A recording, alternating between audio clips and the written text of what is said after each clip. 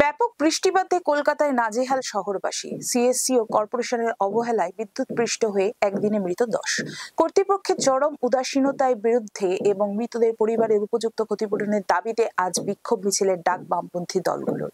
বিকেল 4টায় ধর্মতলা লেনিন মূর্তি থেকে কলেজ স্কোয়ার পর্যন্ত চলবে মিছিল। বৃষ্টিতে বিদ্যুৎপৃষ্ট হয়ে একাধিক মৃত্যু গত কয়েক বছরে বারবার হয়েছে।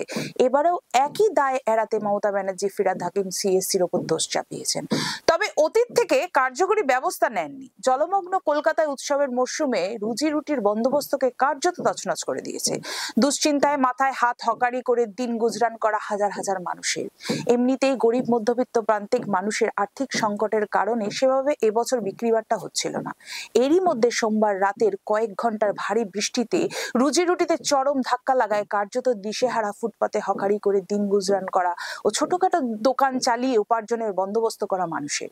কোথাও হাঁটু সমান, কোথাও কোমর সমান জল। মঙ্গলবার দিনভর দেখা গেছে বিভিন্ন জায়গায় বৃষ্টির জমা জলে জেরবার দশা। আসলে তৃণমূল সরকারের আমলে জমি জমা ভরাট, বেআইনি প্রমোটিং এ মদত নিকাশি ব্যবস্থা রক্ষণাবেক্ষণের অভাবে মাসুল গুনছে রাজ্যবাসী। যখন রাজনৈতিক কারবারিরা আখের গোছাতে ব্যস্ত, তখন আবারও পাশে রেড ভলেন্টিয়ার।